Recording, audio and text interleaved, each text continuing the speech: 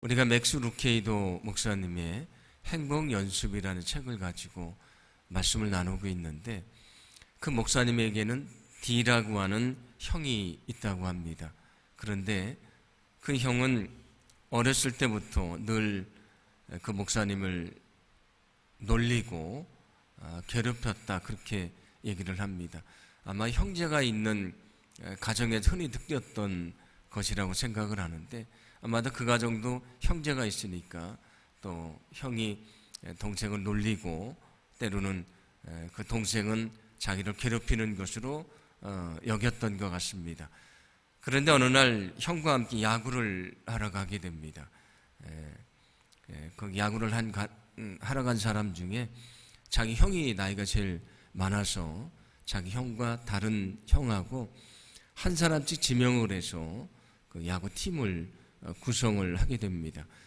그런데 다른 사람들은 다 중학생이었고 이 목사님은 초등학교 3학년이었다고 합니다. 지금 팀을 정하는 그 권한이 형에게 주어져 있고, 그리고 자기는 어린 나이고, 또 형은 항상 자기를 괴롭히고 자기를 못마땅해 한다고 생각을 했기 때문에 자기는 금방 선택될 것이라고 생각을 하지 않았답니다. 그런데 그 형이 이제 돌아가며 그 팀을 선택을 하는데, 아직도 아이들이 많이 남아있는데 그 형이 뭐라고 말하냐면 나는 맥스라고 얘기를 합니다. 나는 동생을 뽑겠다 얘기를 했을 때에 그 맥스 목사님은 형이 나를 괴롭히기만 한 것이 아니고, 나를 무시하기만 한 것이 아니고, 나에 대해서도 많은 기대를 가지고 있다는 마음을 갖게 됩니다. 그래서 나는 맥스라고 하는 그 한마디의 말이 형이 나를 인정해 주고 있구나, 나에게 기대하고 있구나라는 마음을 갖게 돼서 그가 용기를 얻게 됐다, 그런 이야기를 들려줍니다. 우리가 사람들을 통해서 때로는 말 한마디로 우리가 절망을 경험하기도 하고 우리가 상처를 받게 될 때도 있지 않습니까? 그런데 말 한마디로 우리가 용기를 얻게 되기도 하고 다시 소망을 품게 되기도 합니다. 이처럼 우리가 사람들에게 용기를 주고 다시 일어설 수 있도록 힘을 주는 것을 격려라고 얘기를 합니다. 오늘은 그 격려에 대한 이야기를 나누면서 은혜를 좀 함께 하려고 합니다.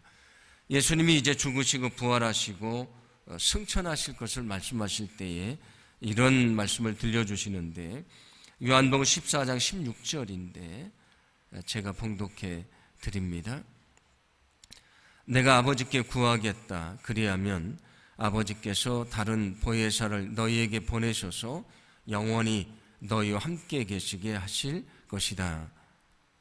예수님이 뭐라고 말씀을 합니까? 내가 다른 보혜사를 너에게 보내줄 것이다. 이게 보혜사라고 그 한문으로 번역을 했는데, 이 보혜사는 성령을 말하는 것입니다. 그래서 히라보로는 파라클레토스라는 것인데 어떤 뜻이냐면 격려자, 위로자가 된다, 그런 뜻이 됩니다. 지금 예수님이 떠나신다고 하니까 제자들이 얼마나 마음이 근심이 되고 두렵겠습니까? 그런데 주님이 그들에게 말씀하십니다. 나는 성령을 보내줄 것이고 성령이 너희를 위로해 줄 것이다, 너희를 격려해 줄 것이다 말씀을 합니다. 이처럼 오늘 주님이 말씀하셨던 것처럼 주님은 성령을 통해서 우리를 격려하시고 위로하신다는 것을 기억하시기를 바랍니다.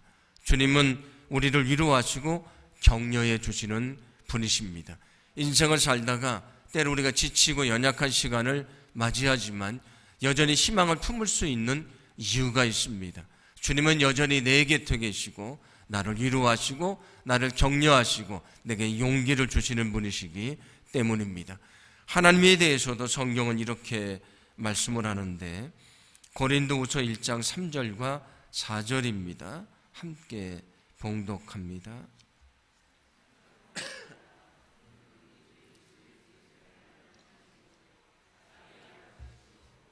위로의 하나님이시며 우리의 모든 환난 중에서 우리를 위로하사 우리로 하여금 하나님께 받는 위로로서 모든 환난 중에 있는 자들을 능히 위로하게 하시는 이시로다. 아멘. 하나님을 위로의 하나님이라고 말씀을 합니다. 그 위로의 하나님이 우리가 환난 가운데 있을 때에 우리를 위로해 주실 것이다. 그 위로를 받은 우리가 또 다른 용기가 필요한 사람을 넉넉히 위로하게 될 것이다. 그렇게 말씀을 합니다. 여기 보혜사는 히라브로 파라클레토스라고 말씀을 드렸는데, 이 파라클레토스는 가까이라는 뜻인 파라라고 하는 단어하고 부르다는 칼레오라는 말이 연결이 돼서 이루어진 말입니다. 그래서 파라클레토스의 원래 의미는 무엇이냐면 가까이 부른다, 그런 뜻이 됩니다. 우리가 때로 지치고 연약할 때가 있는데 주님께서 우리를 불러주셔서 우리 곁에 계시고 우리를 격려하시고 위로하시고 용기를 주신다, 그런 말씀이 됩니다. 우리가 때로 지치고 연약할 때가 많이 있습니다. 그러나 그때 우리가 꼭 기억해야 될 것이 있습니다. 나를 위로하시는 하나님, 나를 격려하시는 주님, 그분이 내 곁에 계시고 날마다 말씀을 통해서 우리를 위로하시고 우리를 격려하시고 우리에게 용기를 주시고 우리의 삶을 인도해 주실 줄로 믿습니다. 그러므로 때때로 지치고 연약할 때에 여전히 내 곁에서 나를 위로하시고 격려하시는 주님의 은혜를 통해 우리가 새 힘을 얻고 날마다 그 능력으로 살아가기를 간절히 소망합니다. 마태복음 16장을 보시면 예수님이 빌립보 가이사랴에 있을 때에 제자들에게 물으십니다. 사람들이 나를 누구라고 하느냐? 그러니까 제자들이 대답을 합니다. 어떤 사람들은 세례 요한이다, 어떤 사람은 엘리야다, 어떤 사람은 예레미야다, 또 선지자 중에 하나다, 이렇게 말합니다라고 대답을 합니다. 근데 예수님이 제자들에게 질문을 하십니다. 그러면 너희들은 나를 누구라고 생각하느냐? 그때 베드로가 대답을 하는데 마태복음 16장 16절입니다. 제가 봉독해 드립니다. 시몬 베드로가 대답하여 이르되 주는 그리스도시요 살아계신 하나님의 아들이시니이다. 아멘. 베드로가 대답을 하는데 주는 그리스도시요 살아계신 하나님의 아들이십니다라고 대답을 합니다. 여기 그리스도는 히라본데 구약의 히브리어 같은 말이 있다고 했습니다. 그 히브리어로 같은 말은 메시아입니다. 뜻은 기름 부음 받은 자, 그런 뜻이 됩니다. 그래서 오늘 예수님에 대해서 베드로가 말한 주는 그리스도시요라는 말은 어떤 뜻이 되냐면 예수님이 구약에서 예언하셨던 세상을 구원할 메시아이십니다, 그런 고백이 됩니다. 그런 고백을 들으신 다음에 예수님이 말씀하시는데 마태복음 16장 17절입니다. 함께 봉독합니다. 예수께서 대답하여 이르시되 바요나 시모나 내가 복이 있도다. 이를 내게 알게 한 이는 혈육이 아니요 하늘에 계신 내 아버지이시이다. 아멘. 여기 바요나 시모나라고 얘기를 하는데 바요나는 요한의 아들이라고 하는 뜻입니다. 그의 이름은 시몬이었는데 그 베드로에게 뭐라고 말씀을 하냐면 내가 복이 있다고 말씀을 하십니다. 지금 베드로가 신앙 고백을 했는데 예수님이 뭐라고 말씀하시는 거냐면 그래, 너 잘했어, 너 참 좋았어, 너 참 훌륭해, 그렇게 지금 베드로를 격려하시고 용기를 주시는 말씀입니다. 너 잘했어 라고 용기를 주시면서 그에게 아주 중요한 몇 가지 약속을 주시게 됩니다. 먼저 그에게 베드로라고 하는 새로운 이름을 주시게 됩니다. 왜? 그의 이름은 오늘 말씀대로 시몬인데 시몬은 들으심이란 뜻입니다. 그런데 베드로는 반석이라고 하는 뜻이 됩니다.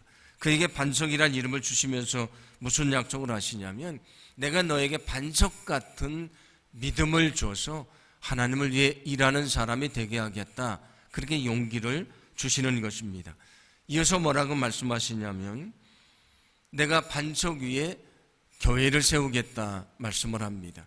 이것은 베드로가 했던 신앙 고백이 있지 않습니까? 주는 그리스도시요 살아계신 하나님의 아들이십니다. 이 고백 위에 교회를 세우겠다, 그런 약속의 말씀이 됩니다. 주님의 그 약속대로 교회는 어디 위에 세워집니까? 예수님에 대한 신앙 고백 위에 교회가 세워집니다. 우리가 한 교회를 이룬 것도 우리가 같은 신앙 고백을 하기 때문에 한 교회를 이루게 되는 것입니다.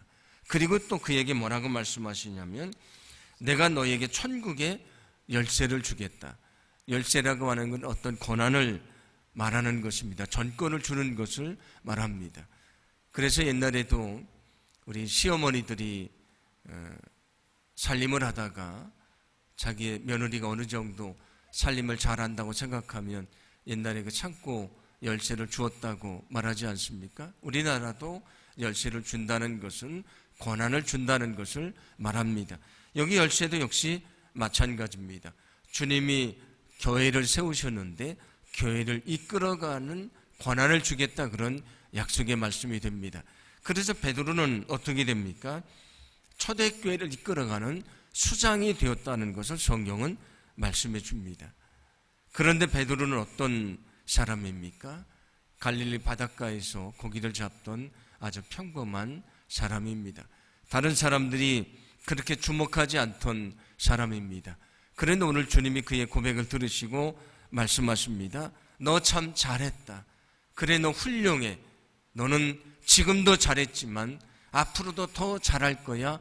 용기를 주시고 그에게 격려를 해 주시게 됩니다. 그럴 때에 이 베드로가 어떻게 됐습니까? 물론 예수님이 잡히실 때에 그가 두려움에 예수님을 3번 부인하기도 하지만 성령을 체험한 다음에 용기를 가지고 주님의 말씀을 전하고요. 그는 저 십자가에 거꾸로 매달려 죽기까지 충성하는 주님의 제자가 됐다고 말씀해 주고 있습니다. 그에게 그런 용기를 줬던 것은 오늘 성경의 주님의 말씀이고 격려였습니다. 그래, 너 참 잘했다. 너는 참 용기 있는 사람이다. 넌 참 믿음 있는 사람이다. 너는 지금 잘하고 있지만 앞으로도 잘할 수 있다는 그 말이 그에게 용기를 주었다, 그런 말씀이 됩니다. 오늘 말씀을 통해 우리가 깨닫게 되는 것은 이런 위로와 격려는 사람을 변화시키는 능력이 있다고 하는 말씀입니다. 앞에서도 말씀드렸던 것처럼 말 한마디가 우리를 좌절시키고 말 한마디가 우리에게 상처를 주지 않습니까? 정말 평생 잊을 수 없는 마음의 깊은 상처를 주게 됩니다. 그런데 말 한마디가 절망한 자에게 용기를 주고 쓰러진 자를 이렇게 세워주고 그 인생을 변화시키는 능력이 된다, 그런 말씀이 됩니다. 결혼 생활을 연구를 했던 존 고트먼이라고 하는 사람의 이야기를 들려주는데 그가 가정을 연구를 해보니까 건강한 가정은 어떤 특징을 가지고 있냐면 긍정의 말과 부정의 말의 비율이 5대1이 된다, 그런 결과를 얻게 됐습니다.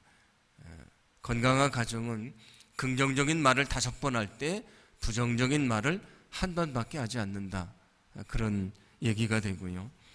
성공적인 리더십에 대한 그 통계 자료를 보면 성과를 잘 얻게 되는 그런 아주 좋은 팀하고 그렇지 않은 팀이 있는데 비교를 해봤더니 좋은 성과를 얻는 팀은 긍정 대 부정의 비율이 6대1이었다, 그런 결과가 있습니다. 6번 긍정적인 말을 하지만 부정적인 말은 1번밖에 하지 않았다, 그런 얘기입니다. 그런데 이런 좋은 결과를 내지 못했던 팀은 어떻게 되냐면 긍정적인 말을 1번 할 때 부정적인 말을 3번을 했다, 그런 통계 자료가 있습니다. 어떤 것이 더 건강하고 긍정적인 결과를 얻을 수 있는가? 우리가 긍정적인 말을 하고 격려할 때에 좋은 결과가 있다, 그런 말씀이 됩니다. 바버라 프레드릭슨의 내 안의 긍정을 춤추게 하라는 책에 있는 내용도 소개를 하는데 그분이 뭐라고 말하냐면 우리가 만약에 긍정적인 말을 많이 하면 우리는 더 큰 꿈을 갖게 될 것이다. 그리고 우리가 마음의 문이 열려지고 우리의 관계도 더 좋아지게 될 것이다. 그것을 통해서 우리의 육체적인 건강도 더 나아지게 될 것이다. 그렇게 얘기를 합니다. 우리가 서로 격려하고 용기를 줄 때에 많은 삶의 변화가 찾아온다. 그런 말씀이 됩니다. 우리의 말 한마디는 큰 힘을 가지고 있습니다. 그래서 성경에서도 우리의 말을 뭐에 비유를 합니까? 불에 비유를 합니다. 그 작은 불이요, 저 산을 다 태워버리지 않습니까? 우리의 그 한마디가 사람에게 큰 상처를 줄 수 있다. 그런 얘기가 됩니다. 그리고 또 무엇에 비유를 하냐면 배의 키에 비유를 합니다. 작은 키지만 배의 방향이 달라지는 것입니다. 내가 하는 그 한마디가 그의 인생을 바꾸는 것이고요, 삶을 새롭게 한다. 그런 말씀이 됩니다. 그러므로 우리가 늘 서로에게 긍정적인 말을 하고 격려하는 말을 하고 용기를 주는 말을 하고 긍정적인 말을 하고 그를 다시 이렇게 세워주는 거룩한 삶이 되기를 간절히 소망합니다. 여러분, 우리는 서로 위로하고 격려하는 사람이 되어야 된다는 것을 기억하시기를 바랍니다. 그래서 오늘 우리가 봉독했던 말씀도 이렇게 말씀을 합니다. 함께 봉독합니다. 그러므로 여러분은 지금도 그렇게 하는 것과 같이 서로 격려하고, 아멘. 여러분은 서로 격려하고 서로 덕을 세우라고 말씀을 합니다. 우리에게 필요한 것은 서로 격려하고 용기를 주는 것이라는 말씀이 됩니다. 우리가 서로 격려하고 용기를 주기 위해서 필요한 것은 먼저 다른 사람의 말을 잘 듣는 것입니다. 그것은 매우 중요한 것인데, 말을 잘 듣는 것만으로도 우리가 그를 격려하고 용기를 줄 수 있기 때문입니다. 상담가에게 찾아와서 상담을 하는 사람을 내담자라고 얘기를 합니다. 그 내담자가 찾아와서 상담가에게 자기 얘기를 장황하게 합니다. 그리고 그가 일어나서 상담가에게 뭐라고 말하냐면, 오늘 제게 좋은 말씀 들려주셔서 참 감사합니다. 오늘 제가 큰 용기를 얻었습니다라고 그가 돌아갑니다. 그러나 상담가는 그에게 몇 마디의 말을 한 것이 아니고요, 그냥 그의 말을 긍정하고 들어준 것뿐인데, 많은 말은 내담자가 있는데 그는 말하는 것을 통해서 이미 마음이 치유받고요, 용기를 얻고 돌아갔다. 그런 얘기입니다. 우리가 듣는 것만으로도 많은 용기를 줄 수 있다는 것을 기억하기를 소망합니다. 우리가 사람들에게 찾아가서 함께 해주고 그의 말을 들어줄 때에 그가 용기를 얻게 되고요, 다시 일어서는 귀한 역사가 있게 될 줄로 믿습니다. 두 번째는 칭찬을 아끼지 않는 것입니다. 어떤 사람이 그렇게 말을 하는데, 우리가 칭찬을 하는데 돈이 드는 것도 아닌데 왜 그렇게 칭찬에 인색한가, 그런 얘기를 합니다. 우리가 칭찬하는데 돈을 드는 것도 아닌데 왜 그렇게 칭찬에 인색한가. 칭찬이라는 것이 한 사람을 변화시키고요, 그를 다시 이렇게 세울 수 있다. 그런 말씀이 됩니다. 히브리서 10장 24절도 이렇게 말씀을 합니다. 함께 봉독합니다. 그리고 서로 마음을 써서 사랑과 선한 일을 하도록 격려합시다. 아멘. 서로 마음을 써서 서로 격려하라고 말씀을 합니다. 여기 마음을 쓰라는 것은 어떤 말씀이 되냐면, 서로의 마음을 깊이 이해해라. 그리고 그 마음으로, 정말 진실한 마음으로 그를 위로해주고 격려해주고 용기를 줘라. 그런 말씀이 됩니다. 그냥 형식적으로 위로하고 격려하는 것이 아니고, 그의 아픔을 당신의 아픔으로 알고 그의 눈물을 당신의 눈물으로 알고 그를 정말 위로하고 용기를 주고 격려해 줘라. 그런 말씀이 됩니다. 우리가 인생을 살아갈 때에 우리가 지치고 연약할 때가 얼마나 많이 있습니까? 그런데 여러분은 분명히 기억하고 있을 것입니다. 여러분이 정말 힘들고 어려울 때 찾아와서 위로해 줬던 한마디가 얼마나 큰 용기가 되는지를 알고 있을 것입니다. 저에게도 힘들고 어려운 시간이 있었는데, 예배를 마치고 제 사무실에 왔는데 쪽지에 글자가 적혀 있습니다. 제가 정말 인생이 힘들고 어려울 때였는데 거기 뭐라고 써 있냐면, 목사님 힘내십시오. 제가 목사님을 위해 기도하고 있습니다. 그 한마디가 좌절하고 눈물을 흘리던 저를 다시 일어서게 했는데, 여러분도 그런 경험을 가지고 있을 것입니다. 우리 주변에 상처받은 영혼들, 지친 영혼들, 병든 영혼들, 방황하는 영혼들이 얼마나 많이 있습니까? 주님이 내게 찾아오셔서 나를 위로하시고 격려해 주셨던 것처럼 여러분이 그들에게 찾아가셔서 그들을 격려하고 위로해 주기를 간절히 소망합니다. 어제 우리가 말씀을 드렸던 것처럼 받는 것보다 주는 것이 더 행복한 것입니다. 우리가 그들을 격려하고 위로해 줬는데 그가 일어나는 것을 볼 때에 느끼는 그 행복은 비교할 수가 없는 것입니다. 오늘 말씀처럼 우리가 서로 격려하고 용기를 주는 가운데 그 가운데 한 영혼이 다시 일어나는 것을 보고 주님이 주시는 놀라운 행복을 경험할 수 있는 저와 여러분의 삶이 되기를 간절히 소망합니다.